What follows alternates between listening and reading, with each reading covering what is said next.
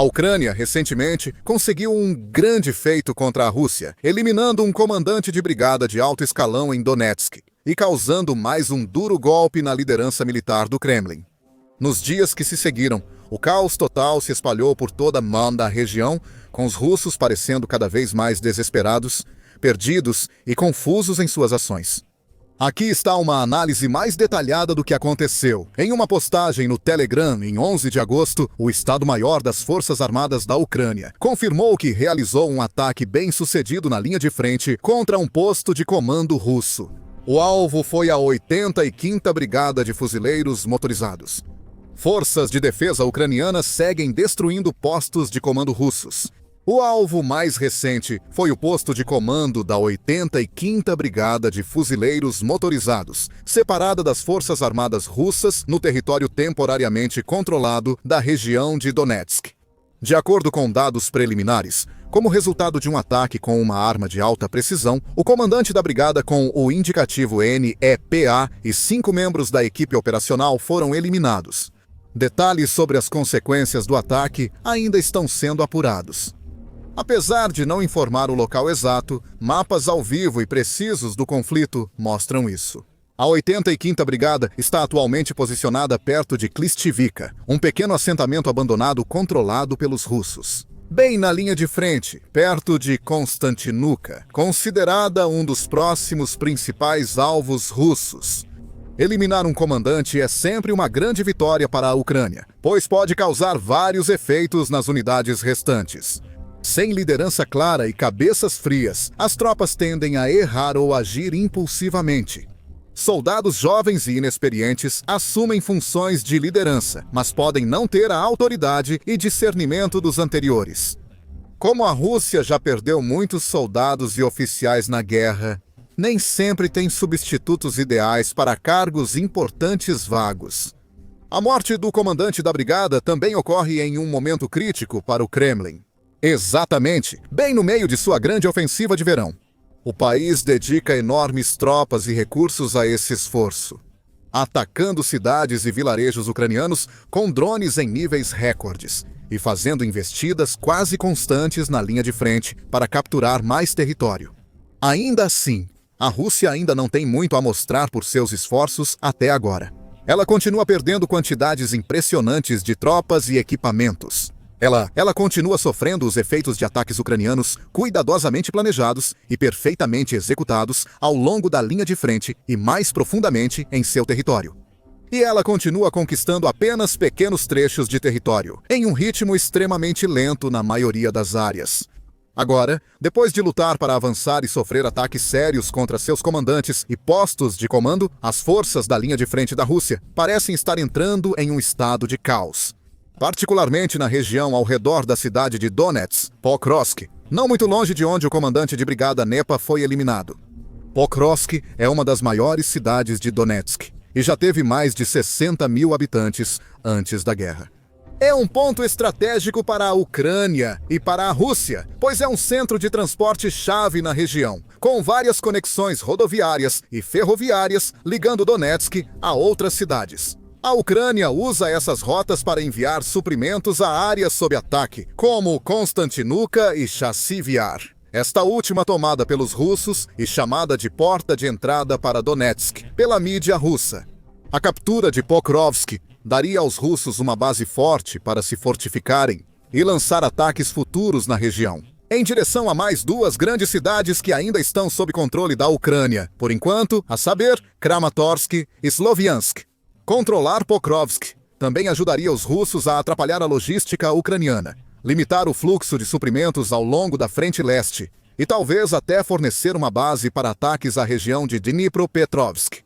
É por isso que, há várias semanas, a Rússia vem despejando recursos em sua ofensiva contra Pokrovsk, com cerca de 111 mil soldados na região, segundo o comandante-chefe da Ucrânia, Oleksandr Sersky. Apesar de alguns avanços do Kremlin ao tomar assentamentos próximos, ainda não conseguiu superar as forças ucranianas que defendem a cidade. Mas a pressão está aumentando e a Rússia está lançando tudo o que tem contra a cidade. Em Em uma atualização sobre as operações de 11 de agosto, o porta-voz do Estado-Maior das Forças Armadas da Ucrânia, Andrei Kovalev, disse: "No setor de Pokrovsk, o inimigo fez 35 tentativas de repelir nossas unidades. O inimigo usa sua vantagem numérica, mas perde muitos soldados. Está tentando se infiltrar em pequenos grupos pela primeira linha das nossas posições. Por ordem do comandante-chefe, mais forças e recursos foram destinados a localizar e eliminar grupos de sabotagem inimigos além da linha defensiva. 35 tentativas. Esse é um número muito maior do que em quase qualquer outro lugar da linha de frente. Para comparação, no mesmo período, houve apenas 13 ataques na região de Kursk, 6 na direção sul de Slobozhansk, mais 6 na região de Kupiansk e 4 nos arredores de Siversk. As evidências são claras. A Rússia está desesperada para tomar Pokrovsk, não importa o custo, mas continua insistindo na estratégia bizarra e caótica de usar ataques de pequenos grupos aqui e ali, na esperança de pegar os ucranianos de surpresa e, de alguma forma, avançar para conquistar territórios-chave, mas não está funcionando. Como observa o relatório do Estado-Maior, segundo estimativas preliminares, nessa direção, nossos soldados eliminaram 64 e feriram 38. Os ocupantes destruíram um equipamento automotivo, 21 vantes, uma antena de comunicação e uma moto. Eles ainda destruíram um canhão e 2 motos dos invasores. São mais de 100 soldados russos mortos ou feridos e vários equipamentos destruídos. Mesmo assim, o Kremlin segue enviando mais soldados para o fronte. Muitas vezes, esses soldados não recebem nenhum apoio de blindados. Desde então, a Rússia não quer arriscar perder mais de seus tanques e veículos blindados, já tendo visto milhares deles serem destruídos pelos mísseis, minas e drones da Ucrânia. Os soldados precisam infiltrar uma cidade fortificada a pé, de moto ou quadriciclo, sem cobertura ou proteção. Não surpreende que muitos sejam eliminados antes de chegar à cidade. Quem consegue entrar, recorre a táticas cada vez mais estranhas para sobreviver. Recentemente, surgiram relatos de 2 soldados russos em roupas civis escondidos em uma casa no centro de Pokrovsk. Uma foto dos 2 foi postada em um grupo ucraniano com a legenda: "Cuidado, são russos". Essa é uma tática cada vez mais comum, de acordo com o vice-comandante ucraniano Ilya Petrina, que disse em uma entrevista ao Telegraph: "Nós testemunhamos russos trocando suas roupas militares, até mesmo vestindo nossos uniformes. Encontramos roupas militares russas em áreas onde sabemos que eles estiveram." Petrina disse que suas tropas interceptaram comunicações russas e ouviram o inimigo falar sobre usar disfarces para se misturar. Estranha, a estratégia mostra que o Kremlin tenta tudo para tomar Pokrovsk de vez. Após vários ataques fracassados, alguns comandantes russos na área decidiram tentar algo diferente. Mapas ao vivo do conflito indicam um movimento inesperado das forças russas ao norte de Pokrovsk. Unidades como as 5ª, 9ª, 110ª e 132ª Brigadas Separadas de Fuzileiros motorizados estão atualmente posicionadas em e ao redor de pequenos povoados como Fedorivka e Zatchok. Algumas unidades seguem para o norte e outras focam no oeste, rumo a Dobropila. Elementos das 4 brigadas capturaram povoados a leste da cidade nas últimas semanas, e fontes da mídia relataram avanço russo na região. Essa pode ser a maneira da Rússia de efetivamente cercar Pokrovsk, cortando as linhas de suprimento das forças ucranianas na região e impedindo que quaisquer reforços cheguem, antes de avançar para tomar a cidade. No entanto, mais uma vez, parece que as táticas da Rússia fracassaram, enquanto as forças do país capturaram alguns pequenos povoados. Até agora, as tentativas deles de tomar Dobropilha se mostraram mal-sucedidas. Com relatos conflitantes, o tenente-coronel ucraniano Viktor Trehubov esclareceu a situação no Stratcom das Forças Armadas no Telegram. Nas últimas 24 horas, informações apareceram em vários meios de comunicação sobre uma suposta ofensiva das tropas russas em uma das linhas de frente no leste da Ucrânia. Essas informações não são confiáveis e não refletem os fatos reais. Os russos usaram infiltração por pequenos grupos além da primeira linha de defesa, perdendo muitos soldados, como perto de Dobropilha. Grupo inimigo contornou posições ucranianas e tentou se esconder na retaguarda, mas as forças de defesa estão repelindo.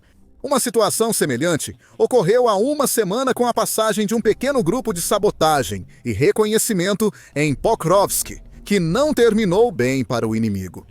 Seja em Dobropilha ou em Pokrovsk, os russos continuam enviando esses pequenos e relativamente fracos grupos de assalto, repetidas vezes sem grande efeito.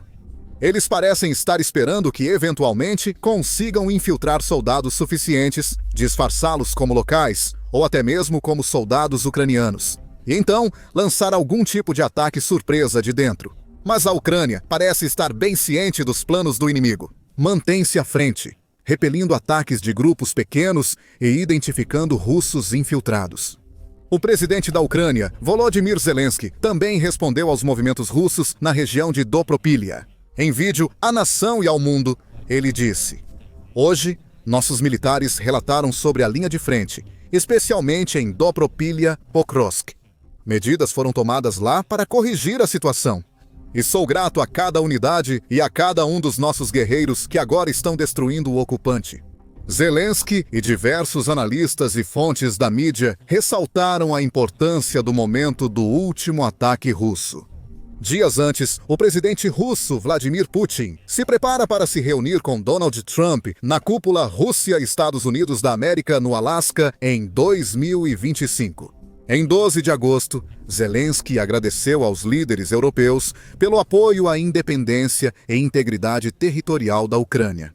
E é precisamente essa abordagem ativa à diplomacia que pode ajudar a acabar com esta guerra com uma paz digna. Apoiamos a determinação do presidente Trump e precisamos nos unir para que a Rússia não engane o mundo novamente. Nós vemos que o exército russo não está se preparando para acabar com a guerra. Pelo contrário, eles estão fazendo movimentos que indicam preparativos para novas operações ofensivas. É importante que a unidade mundial não seja ameaçada. Todos discutimos juntos a segurança da Ucrânia e da Europa. Qualquer decisão deve fortalecer nossas capacidades de segurança conjunta e, se a Rússia se recusar a parar com os assassinatos, deve ser responsabilizada. Enquanto continuarem a ocupação, devemos manter juntos a pressão, força, sanções e diplomacia. Agradeço a todos que estão ajudando a paz através da força. No mesmo dia, em uma reunião com jornalistas na Ucrânia, Zelensky deixou claro sua opinião de que os russos estavam desesperadamente tentando obter avanços para fortalecer a posição de Putin na mesa de negociações, relatando que grupos russos sem equipamento avançaram 10 quilômetros em vários pontos. Alguns foram encontrados destruídos ou capturados. Destruiremos outros em breve. A tarefa desse avanço está clara para nós. Até 15 de agosto, formar um certo pano de fundo informativo, especialmente no espaço americano, de que a Rússia está avançando e a Ucrânia está perdendo território. Na quarta-feira, Trump e Zelensky participaram de uma cúpula virtual com vários líderes e autoridades europeias, incluindo o chanceler alemão Friedrich Merz, o primeiro-ministro italiano Giorgio Meloni, o primeiro-ministro britânico Keir Starmer, o presidente francês Emmanuel Macron e o primeiro-ministro holandês Dick Schoof.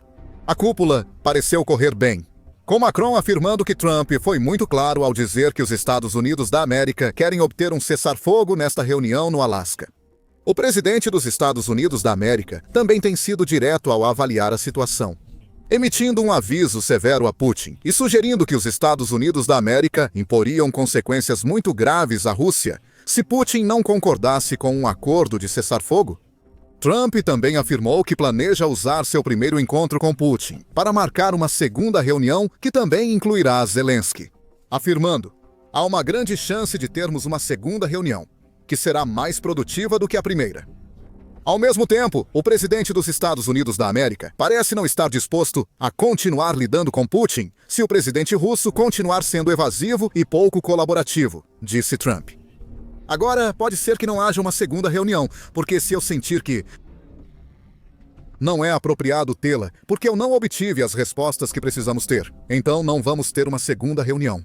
Zelensky, enquanto isso, ao dividir o palco com Friedrich Merz em uma recente coletiva de imprensa, afirmou que Putin estava blefando sobre ter qualquer interesse em paz, dizendo que a Rússia está tentando se mostrar como capaz de ocupar toda a Ucrânia. Isso é, sem dúvida, o que eles querem. Ele afirmou que não fazia sentido discutir a Ucrânia sem sua participação, antes de apresentar exigências. Ele argumentou que conversas trilaterais precisam acontecer e que um acordo de cessar-fogo deve ser alcançado com garantias de segurança, garantias realmente confiáveis para o futuro da Ucrânia. Ele também quer que qualquer possível acordo estipule que a Rússia não poderá bloquear o caminho da Ucrânia para ingressar em alianças como a OTAN ou a União Europeia no futuro. As sanções e punições à Rússia devem ser reforçadas se Putin recusar novamente encerrar os combates. Resumindo ao dizer, estes são princípios eficazes. É importante que eles funcionem. Por enquanto, o mundo observa e espera para ver o que resultará das conversas entre Trump e Putin. E enquanto muitos esperam por um cessar-fogo e pelo fim do derramamento de sangue, as ações da Rússia na linha de frente oferecem pouca razão para esperança ou otimismo. Fica claro que o Kremlin não só mantém a pressão sobre a Ucrânia, mas também se mostra mais agressivo e caótico, espalhando suas forças, capturando várias vilas e assentamentos, cercando grandes cidades e fazendo tudo o que pode para ganhar território, presumivelmente para lhe dar mais poder na mesa de negociações. Isso há muito tempo faz parte da estratégia de Putin. De fato, no início do ano, por volta da época das negociações de Istambul entre os dois países, a Rússia intensificou seus ataques à Ucrânia como nunca antes. Com o aumento de 50% nas vítimas civis em relação ao mês anterior, abril foi ainda pior, com mais de 200 mortos e 1.100 feridos. Os últimos meses têm mostrado ainda mais agressão. Junho teve o maior número de vítimas civis em 3 anos, 232 mortos e 1.343 feridos, enquanto a Rússia aumentou ataques com drones e mísseis em diversas cidades e vilarejos no país. Danielle Bell, chefe da missão de monitoramento de direitos humanos da Organização das Nações Unidas na Ucrânia, afirmou que civis em todo o país enfrentam sofrimento não visto há mais de 3 anos. O aumento dos ataques de mísseis e drones em todo o país causou mais mortes e destruição a civis distantes da linha de frente. Julho foi pior. Além de bater recorde com mais de 6.000 ataques de drones, aumentou o número de civis afetados, 286 mortos e 1.388 feridos, em 18 das 24 regiões. Mais uma vez, Danielle Bell foi forçada a pintar um quadro sombrio da situação para o povo inocente da Ucrânia. Pelo segundo mês consecutivo, o número de vítimas civis na Ucrânia atinge um novo recorde dos últimos 3 anos. Apenas nos primeiros 3 meses após a Federação Russa lançar sua invasão em grande escala à Ucrânia, houve mais mortos e feridos do que no mês passado. Ela afirmou, não importa se está em um hospital, prisão, casa, trabalho, perto ou longe da linha de frente. Se você está na Ucrânia hoje, corre o risco de ser morto ou ferido pela guerra. O risco está maior que no ano passado e segue crescendo. Os números de vítimas são assustadores e demonstram como o Kremlin continua sendo implacável e frio neste conflito. Possuído por sua busca pelo poder, Putin está disposto a tudo para conseguir o que quer. Não importa quantas vidas isso custe. Mas os fatos são claros. A Ucrânia ainda está se defendendo de forma nobre. A Rússia ainda não está conquistando aquelas cidades grandes e importantes. Ela precisa realmente avançar e conquistar território valioso. E a guerra continua em um estado de impasse, sem sinais de que algo vá mudar tão cedo. E por causa disso, Putin não está na posição de negociação poderosa que ele gostaria de estar. Ele não pode exigir que a Ucrânia entregue grandes regiões, e ele pode em breve enfrentar consequências ainda mais sérias de suas ações se as conversas com Trump não derem frutos.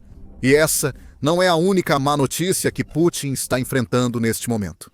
Confira nosso vídeo recente para saber sobre um possível golpe iminente contra o Kremlin por oficiais militares descontentes. Ou aproveite nossa análise da recente série de desastres da Marinha Russa. E por fim, não deixe de se inscrever no nosso confiável Canal 2 para mais notícias e atualizações sobre o conflito Rússia-Ucrânia. Assim que acontecerem,